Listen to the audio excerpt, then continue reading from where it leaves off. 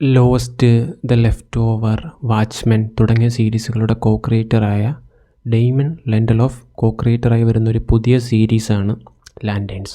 DC-യുടെ ഏറ്റവും പുതിയ സീരീസായ ലാൻറ്റേൺസിൻ്റെ മറ്റൊരു ക്രിയേറ്ററായിട്ട് വരുന്നത് ട്രൂ ഡിറ്റക്റ്റീവ്, ഒസാർക്ക് തുടങ്ങിയ സീരീസുകളുടെ ഭാഗമായിരുന്ന ക്രിസ് മുണ്ടിയാണ്. ഈ സീരീസിൻ്റെ ഫസ്റ്റ് എപ്പിസോഡ് ഇപ്പോൾ ഹോട്ട്സ്റ്റാറിൽ അവൈലബിൾ ആണ്. ആദ്യ എപ്പിസോഡിൻ്റെ ടൈറ്റിലിന് തൊട്ട് മുന്നുള്ള സീൻ കണ്ടപ്പോൾ തന്നെ ഇത് കുറച്ച് ത്രിൽസും ട്വിസ്റ്റും പ്രതീക്ഷിക്കാൻ പറ്റുന്നൊരു സീരീസായിട്ട് തോന്നി. DC യൂണിവേഴ്സായി പരിചയമുള്ളവർക്ക് ഓൾറെഡി ഫെമിലിയറായ ഐഡൻറ്റിറ്റിയാണ് ഗ്രീൻ ലാൻറ്റേൺസ്. DC യൂണിവേഴ്സിൻ്റെ ഭാഗമായ ഒരുതരം സ്പേസ് പോലീസ് ക്യാരക്ടേഴ്സാണ് ഗ്രീൻ ലാൻറ്റേൺസ്. ഇവരുടെ പ്രധാന ഒരു ടൂളായി വരുന്നത് ഗ്രീൻ ലാൻറ്റേൺ പവർ റിംഗ് ആണ്. ഈ ഒരു റിംഗ് ഉപയോഗിച്ച് സ്വന്തം ഇമാജിനേഷൻ അനുസരിച്ച് പല വസ്തുക്കളും ആയുധങ്ങളും ഉണ്ടാക്കാൻ ഇവർക്ക് സാധിക്കും. ലാൻറ്റേൺസ് എന്ന സീരീസിലേക്ക് വരുമ്പം 20 വർഷത്തിലധികമായി ഭൂമിയുടെ ഗ്രീൻ ലാൻറ്റേണായി പ്രവർത്തിക്കുന്ന ക്യാരക്ടറാണ് ഹാൽ ജോർദാൻ. ഇയാൾ വളരെ കോൺഫിഡൻറ്റും അറഗൻറ്റും ഒക്കെ ആയിട്ടുള്ളൊരു ക്യാരക്ടറാണ്.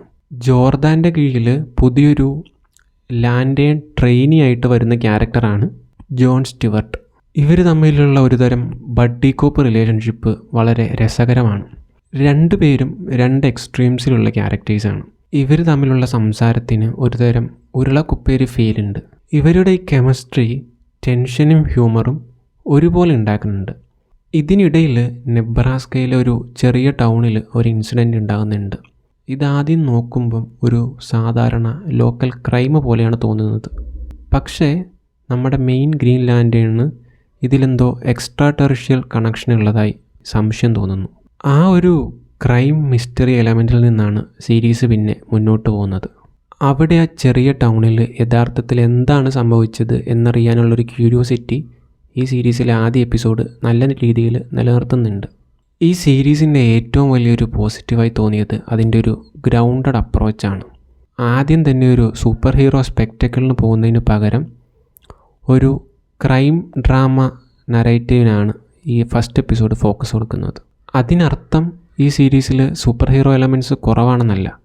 ആദ്യ എപ്പിസോഡിൽ തന്നെ സൂപ്പർ ഹീറോ എലമെൻറ്റ്സ് ഉണ്ട്, പക്ഷേ അതിനെ വളരെ ഗ്രൗണ്ടഡ് ആയിട്ടാണ് കാണിച്ചിരിക്കുന്നത്. ഈ ഒരു super hero crime drama structure മറ്റ് സൂപ്പർ ഹീറോ സീരീസുകളായിട്ട് കമ്പയർ ചെയ്യുമ്പോൾ വളരെ ഇൻട്രസ്റ്റിംഗ് ആയിട്ട് തോന്നി. ഈ സീരീസിൻ്റെ മറ്റൊരു പോസിറ്റീവായി തോന്നിയത് അതിൻ്റെ വേൾഡ് ബിൽഡിംഗ് ആണ്. നെബ്രാസ്കയിലെ ഒരു ചെറിയ ടൗൺ, മ്യൂട്ടഡ് വിഷ്വൽസ്, ഒരുതരം മിസ്റ്ററി, ഇതെല്ലാം ഈ സീരീസ് വളരെ ചെറിയ സമയം കൊണ്ട് തന്നെ എസ്റ്റാബ്ലിഷ് ചെയ്യുന്നുണ്ട്. മൊത്തത്തിൽ നോക്കിയാൽ ഒരു നൈസ് ഫസ്റ്റ് എപ്പിസോഡായിട്ടാണ് തോന്നിയത്. അടുത്ത എപ്പിസോഡ് കാണാനായിട്ട് നമ്മളെ പ്രേരിപ്പിക്കുന്നത് സൂപ്പർ ഹീറോ എലമെൻറ്റ്സ് എന്നതിലപ്പുറം ആ കഥയിലെ മിസ്റ്ററി എലമെൻറ്റ്സ് ആണ്. ഈ ഒരു മിസ്റ്ററി ഫീല് ഇതുപോലെ തന്നെ ബിൽഡ് ചെയ്യാൻ പറ്റുവാണെങ്കിൽ നല്ലൊരു യുണീക്ക് സൂപ്പർ ഹീറോ സീരീസ് പ്രതീക്ഷിക്കാവുന്നതാണ്. ലോസ്റ്റിൻ്റെ ക്രിയേറ്ററൊക്കെ ഇതിൻ്റെ ഭാഗമായതുകൊണ്ട് തന്നെ ഇതിൻ്റെ മിസ്റ്ററി പാർട്ടിൽ കുറച്ചധികം പ്രതീക്ഷയുണ്ട്. ഫസ്റ്റ് എപ്പിസോഡ് കണ്ടിട്ടുള്ളവർ നിങ്ങളുടെ അഭിപ്രായം ഷെയർ ചെയ്യുക. വീഡിയോ ഇഷ്ടപ്പെട്ടാൽ ചാനൽ സബ്സ്ക്രൈബ് ചെയ്യുന്ന കാര്യം പരിഗണിക്കുക.